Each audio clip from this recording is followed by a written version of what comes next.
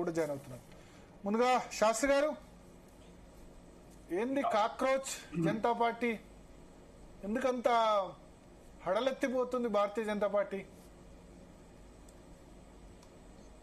మీకు తెలియవలసింది ఏంటంటే పరిపాలనా వ్యవస్థ, ఆర్థిక వ్యవస్థ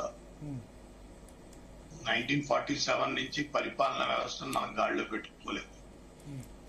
ఆర్థిక వ్యవస్థను అసలు అర్థం చేసుకోలేకపోయాం. ఎందుకంటే ఆర్థిక వ్యవస్థ అప్పట్లో ఉన్న వ్యవస్థల్లో క్యాపిటలిస్టిక్ ఎకానమీ, సోషలిస్టిక్ ఎకానమీ మనం ఉన్నా కూడా ప్రపంచంలో సైంటిఫిక్ గా డెవలప్ అయిన రెండు వ్యవస్థల్ని ఇగ్నోర్ చేస్తూ మిక్స్డ్ ఎకానమీగా పెట్టుకున్నాం. కానీ mixed economy principles follow, mixed economy యొక్క విధి విధానాలు కానీ దాని యొక్క స్వరూప స్వభావాలు కానీ మనం ఫాలో. అందులో మొదటిది ఏంటంటే నష్టం వస్తే దేశానికి, లాభం వస్తే వ్యవసాయదారుడికనే సూత్రం. ఆ సూత్రాన్ని ఆధారంగా చేశారు ఫస్ట్ అగ్రికల్చరల్ పాలసీ. ఆ తర్వాత 34 ఆల్మోస్ట్ 28 నుంచి 30 లక్షల మంది రైతులు ఆత్మహత్యలు చేసుకున్నారు. అంటే ఆ రూల్ పనిచేసిందో లేదో మనం అనాలిసిస్ చేసుకోవచ్చు. ఇప్పుడు సిచ్యువేషన్ ఏంటంటే ఎవరు వచ్చారు ఏదో చేశారని కాదు, అది బీజేపీయా కాంగ్రెస్ ఎక్కడో స్టాగ్నెంట్ అయిపోతుంది. పరిపాలనా వ్యవహారాలు మనం చేయలేకపోతున్నాం. ఆర్థిక వ్యవస్థ చూస్తుంటే ప్రతి రాష్ట్రానికి 10 లక్షల కోట్ల రూపాయలు అప్పు అయిపోయింది. ఆల్మోస్ట్ ప్రతి రాష్ట్రం 10 లక్షల కోట్ల దగ్గరికి అప్పుల్లోకి వెళ్ళిపోయింది. అది ఆ రాష్ట్రంగా తీర్చే నేను ఒక ఆర్థికవేత్తలో చెప్పేది ఏంటంటే ఆ రాష్ట్రం ఇంక తీర్చలేదు, తీర్చే పరిస్థితి కూడా ఉంది. 10 లక్షల కోట్ల రూపాయలు తీర్చడం అంటే అందులో సంక్షేమానికి పెద్ద పీఠం వేసి అన్ని రాష్ట్రాలు, అంటే దాని అర్థం ఏంటంటే ప్రజలకి పరిపాలనా వ్యవస్థ మీద అవగాహన కల్పించకుండా ఆర్థిక వ్యవస్థ మీద కూడా అవగాహన పూర్తిగా కల్పించుకుంటారు. ఒకటి నుంచి 1 to 10 లో పరిపాలనా వ్యవస్థ అంటే పరిపాలనా వ్యవస్థని అంటే చట్టసభల్లో, ఆ చట్టసభల్లో పార్టిసిపేట్ చేసి పొలిటికల్ పార్టీస్ ఎస్టాబ్లిష్మెంట్ అనేది కరెక్ట్ గా రాయాలి, చాలా క్లారిటీగా రాయాలి, అది చాలా క్లారిటీగా ఫాలో అవ్వాలి. రాత్రి మా అంకుల్ పోయారు కాబట్టి పొద్దున్న నేను పార్టీ పెట్టేస్తాం, లేకపోతే వాళ్ళు 5-10 మంది అటు ఉన్నారు కాబట్టి ఇటు పార్టీ పెట్టేస్తాం, ఆ సిస్టమ్ కాదు.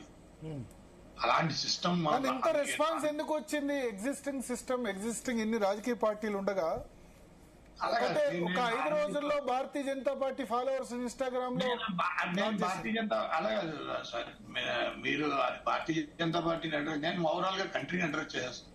నేను మీరు పార్టీని అడ్రస్ చేస్తున్నాను. నేను భారతీయ జనతా పార్టీ, కాంగ్రెస్, XYZ ఉంటుందో నేను సంబంధంగా చెప్పట్లేదు. మీకు చాలా బ్లంట్ గా చెప్పేది ఏంటంటే ఉన్న పరిస్థితుల్లో ఎకానమీ ఎగ్జాస్ట్ అయిపోయింది. ఒక్కొక్క స్టేట్ 15 లక్షల కోట్ల రూపాయల అప్పుల దగ్గరికి వెళ్ళిపోయిందంటే ఇంకా అక్కడి నుంచి తిరిగి టర్న్ కొట్టలేని స్థితికి వెళ్ళిపోయాం. తెలంగాణ అయినా అంతే, ఆంధ్ర అయినా అంతే, చెన్నై అయినా, తమిళనాడు అయినా అంతే, అన్ని రాష్ట్రాల దగ్గర అన్ని చేరిపోయాయి, ఎగ్జాస్ట్ అయిపోయి.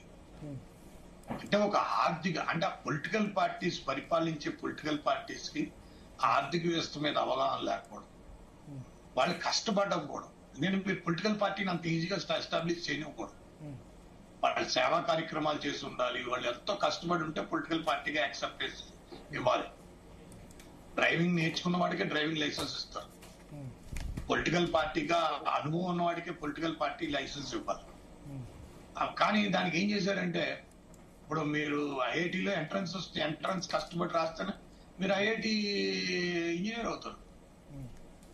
మేము ఎంట్రన్స్ రాకుండా కూర్చుంటాం అన్నట్టుగా ఉంది పొలిటికల్ పార్టీలు. ఎవరైనా పెట్టచ్చు, దాని పార్టీ ప్రెసిడెంట్ ఉన్నారు. అంటే అలాంటి రాజకీయ వ్యవస్థని, అలాంటి రాజ్యాంగాన్ని మనం రాసుకున్నాం నేను అనుకోను. పరిపాలనా వ్యవస్థలో చట్టసభలకి, ఆ చట్టసభల్లో పార్టిసిపేట్ చేసే పార్టీలకి ఏ విధమైన దిశానిర్దేశం ఉండాలనేది రాసుకోగలిగే సత్తా, సామర్థ్యం మనకుంది. అది మనం రాసాం.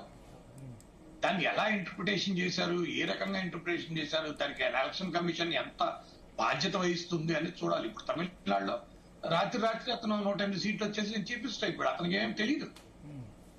పరిపాలన దక్షత గాని, పరిపాలన విధి విధానాలు గాని 10 లక్షల కోట్ల రూపాయలు అప్పుతో వచ్చాడు. అతని మేనిఫెస్టో చూస్తే 25 లక్షల రూపాయలు 25 లక్షల కోట్లు ఖర్చుతో. అతని మేనిఫెస్టో చూస్తే ఒక ఎకనమిస్ట్ గా నేను ఇవాల్యుయేట్ చేశాను. కనీసం 25 లక్షల కోట్ల రూపాయలు ఖర్చు. ఆ 25 లక్షల కోట్ల రూపాయలు ఖర్చు ఉన్న వ్యక్తి 3,50,000 కోట్ల రూపాయల ఆ వ్యవస్థని ఏ రకంగా 25 లక్షల కోట్లకి టర్న్ కొడతాడు అనేది అవగాహన లేదు. అంటే అతను ఆ జాతీయ ఉత్పత్తినే కాదు, అంటే మన ఆర్థిక విధానంలో దేశ ఆర్థిక విధానానికే అతను ఒక తూట్లు పొడి చేస్తున్నాడు. మీరు ఇందాక నుపూర్ శర్మ వ్యవహారంలో సూర్యకాంత్ మిశ్రా గురించి చెప్పారు. అంటే సూర్యకాంత్ మిశ్రా చేసిన కామెంట్స్ కు భారతీయ జనతా పార్టీకి వ్యతిరేకంగా ఈ పార్టీ ఎందుకు ఉద్భవించిందో నాకు అర్థం కాలేదు. మీరు ఆ కాక్రోచ్ గురించి చెప్తున్నారు. ఆ కాక్రోచ్ అంటే నేను చెప్పేది ప్రజలు స్టాగ్నెంట్ అయిపోయారు. మీరు అర్థం చేసుకోండి, ఇది కాక్రోచ్ పార్టీ వాళ్ళు ఎవరు కాదు. ఎందుకంటే డెమోక్రసీలో డెమోక్రటిక్ వాల్యూస్ తో పార్టీలు ఉద్భవించాలి. లేకపోతే గాలికి వచ్చి ఇప్పుడు మనం పెట్టి పైకి వెళ్ళిపోతాం అంటే కుదరదు. మనం చూసాం జానకి రామచంద్రన్, ఎంతో మంది ఒక రోజు చీఫ్ మినిస్టర్లు, 29 రోజులు చీఫ్ మినిస్టర్లు, ఒక రోజు డిప్యూటీ చీఫ్ మినిస్టర్ అక్కడ, ఒక రోజు డిప్యూటీ చీఫ్ మినిస్టర్ ఇక్కడ. మనం అక్కడ కూడా మహారాష్ట్రలో చూసాం. ఇదేంటంటే మీరు అర్థం చేసుకోండి, మీరు సీనియర్ జర్నలిస్ట్. నేను మాట్లాడే మాట చాలా clarity, different language, different tone తో మాట్లాడుతుంది. అది స్టాండర్డ్. అది ఒక పొలిటికల్ పార్టీ ఎస్టాబ్లిష్మెంట్ అనేది ఈ దేశానికి చాలా విలువైంది. ప్రజల యొక్క జీవితంతో ఆడుకోవడం. మీరు 10 లక్షల కోట్లు అప్పు చేసి వెళ్ళిపోయారు అనుకోండి, తీర్చుకోవడానికి ఎవరు చెప్తారు? ఎవరు కూడా వెళ్ళిపోతున్నారు. పాకిస్తాన్ లో అదే జరిగింది. వాళ్ళు జుల్ఫికార్ భుట్టో ఉన్నంత వరకు బాగానే ఉంది. ఆ తర్వాత నుంచి మొత్తం మారిపోయింది. ఆర్మీ వాళ్ళు వచ్చిన దగ్గర నుంచి మొత్తం దేశం అంతా సర్వనాశనం అయిపోయింది. వాళ్ళు లెఫ్ట్ రైట్ సెంటర్ చూసుకోకుండా డబ్బులు తెచ్చిస్తారు. ఈరోజు IMF చేతిలో కీబొమ్మలు అయిపోయింది. 470 రూపాయలు పెట్రోల్ అయిపోయింది. అలాంటి పరిస్థితి మనకు కూడా వచ్చేసిందా? దీనికి మూలాధారం పొలిటికల్ పార్టీస్.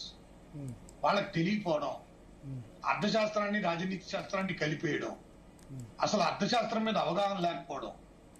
పెట్రోలియం పెరిగిందంటే ఇంటర్నేషనల్ రేట్లు పెరిగింది. ఇంటర్నేషనల్ రేట్లు పెడితే నీకెందుకు రా? మనం మిక్స్డ్ ఎకానమీ రా బాబు. మన మిక్స్డ్ ఎకానమీకి ఇంటర్నేషనల్ పెట్రోలియం ప్రైసెస్ కి డిఫరెన్స్ ఏంటి? హెల్త్, ఎడ్యుకేషన్, ట్రాన్స్పోర్టేషన్, కమ్యూనికేషన్ అనే 4 సిద్ధాంతాలను మనం ప్రజలకు ఇవ్వాలనే సిద్ధాంతం మీద మిక్స్డ్ ఎకానమీ ఎస్టాబ్లిష్ చేశారు కదా 1947 లవ్ స్టోరీ. ఇంటర్నేషనల్ ప్రైసింగ్ ఏంటి అంటే 4 ఏళ్ళు ఇంటర్నేషనల్ ప్రైసింగ్ ఎఫెక్ట్ అవ్వలేదు, ఒక రోజు మీరు ఎఫెక్ట్ అయిపోతున్నారు.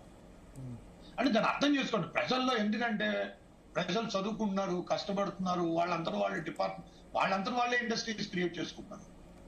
ఫార్మా ఇండస్ట్రీ అయినా, IT ఇండస్ట్రీ అయినా, ఆటోమొబైల్స్ అయినా కొంతవరకు వాళ్ళ కృషి ఎక్కువ. ఆ కృషిలో ఏమైందంటే మనం ఒక డిఫైన్డ్ గా పరిపాలన విధానం అంటే రాజనీతి శాస్త్రం ఎస్టాబ్లిష్మెంట్ లో కానీ, అర్థశాస్త్రం ఎస్టాబ్లిష్మెంట్ లో కానీ, అర్థశాస్త్రం establishment as a senior economist నేను చెప్తే నాకు తెలిసిన వరకు ఆ మిక్స్డ్ ఎకానమీ నాకు అర్థం అవ్వలేదు. వీళ్ళకి ఓన్ గా కన్వీనియంట్ గా పెట్టేసుకున్నారు. ఎప్పుడు పెట్టేసుకోవాలో అప్పుడు పెట్టేసుకున్నారు. ఎప్పుడు ఏం చేయాలో అప్పుడు చేసేయాలని. ఒక CBI యాక్ట్ సరిగ్గా రాసుకోలేకపోయారు. ఒక investigation agency Delhi police special protection act కానీ, ఢిల్లీ పోలీస్ స్పెషల్ యాక్ట్ తీసుకొచ్చి దానికి విలువ లేకుండా చేస్తాం. గౌహతి హైకోర్టు స్టే చేసి పారేసి 2 రోజులు CBI లేకుండా పోయింది. తర్వాత సుప్రీంకోర్టు దగ్గరికి వెళ్ళి ఆ స్టే వెకేట్ చేయించుకో. అంటే ఏంటి? ఒక చట్టాన్ని కూడా మనం సరిగ్గా రాసుకోలేకపోయాం. అంటే అంత స్వార్థం వచ్చేసాం. ప్రజల మీద అవగాహన లేదు, ప్రజలతో సంబంధం లేదు.